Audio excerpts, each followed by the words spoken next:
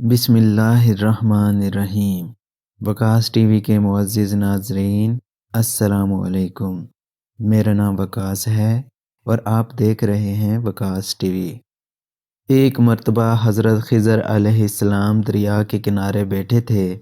اتنے میں کسی سائل نے آ کر ان سے سوال کیا کہ میں آپ سے اللہ کے واسطے سوال کرتا ہوں، مجھے عنایت فرمائیے۔ یہ سن کر حضرت خضر علیہ السلام پر بے ہوشی طاری ہو گئی۔ جب کچھ ہوش ہوا تو فرمانے لگے، بھائی میں تو صرف اپنی جان اور مال کا مالک ہوں۔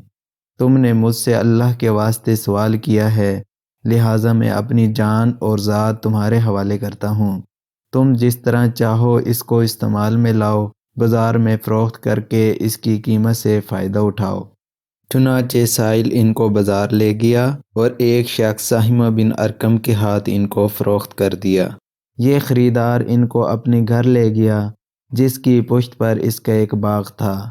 چنانچہ سہمہ نے حضرت خضر علیہ السلام کو ایک کدال دے کر کہا کہ اس سامنے والے پہاڑ جو 3 مربع میل رقبے میں واقع تھا، مٹی کاٹ کاٹ کر باغ میں ڈالتے رہیں۔ اور یہ حکم دے کر سہمہ اپنی کسی ضرورت سے کہیں چلا گیا اور حضرت خضر علیہ السلام اس پہاڑ سے مٹی کاٹ کاٹ کر باغ میں ڈالنے لگے۔ جب سہمہ واپس آیا تو اس نے گھر والوں سے دریافت کیا، تم نے غلام کو کھانا بھی کھلایا یا نہیں؟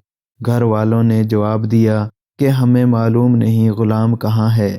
یہ سن کر جب سہمہ خود کھانا لے کر باغ میں آیا تو اس نے دیکھا کہ وہ غلام یعنی حضرت خضر علیہ السلام تمام پہاڑ کی مٹی کاٹ کر ڈال چکے تھے اور اپنے کام سے فارغ ہو کر اپنے مولا حقیقی کی عبادت میں مصروف تھے۔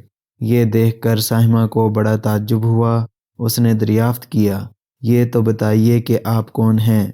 یہ بات سن کر حضرت خضر علیہ السلام پر کچھ بے ہوشی طاری ہو گئی اور پھر آفاقہ ہونے پر انہوں نے فرمایا کہ بھائی میں خضر ہوں، جس کو سن کر سہمہ کے ہوش اڑ گئے کہ تو نے یہ کیا کیا؟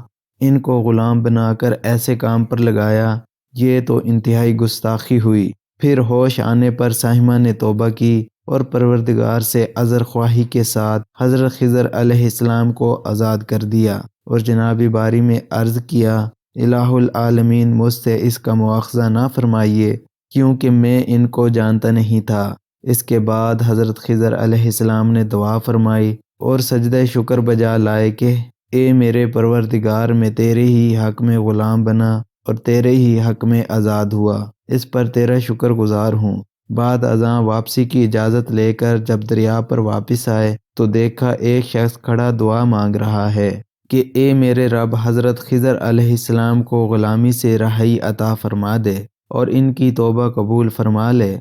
حضرت خضر علیہ السلام نے یہ دیکھ کر اس شخص سے دریافت کیا کہ آخر تو کون ہے؟ تو اس شخص نے بتایا کہ میں شاذون ہوں، آپ کون ہیں؟ انہوں نے فرمایا کہ میں خضر ہوں۔ اس کے بعد شاذون نے کہا، اے خضر تم نے اپنے لیے رہنے کا مکان بنا کر دنیا طلب کی ہے، کیونکہ حضرت خضر علیہ السلام کا دریا کے کنارے پر ایک عبادت خانہ تھا۔ بس یہ سن کر وہ فوراً میدان میں نکل آئے اور وہیں اللہ کی عبادت میں مصروف ہو گئے۔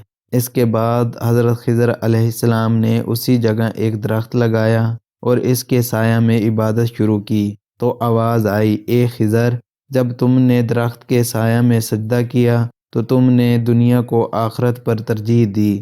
مجھے اپنی عزت اور جلال کی قسم ہے، مجھے دنیا کی محبت میں رضامندی نہیں ہے۔ اس کے بعد حضرت خضر علیہ السلام نے شاذون فرشتہ سے کہا کہ اے شاذون، دعا کرو کہ اللہ تعالیٰ میری توبہ قبول فرمائے۔ چنانچہ شاذون نے دعا کی اور اللہ تعالیٰ نے شاذون کی برکت سے حضرت خضر علیہ السلام کی توبہ قبول فرمائی۔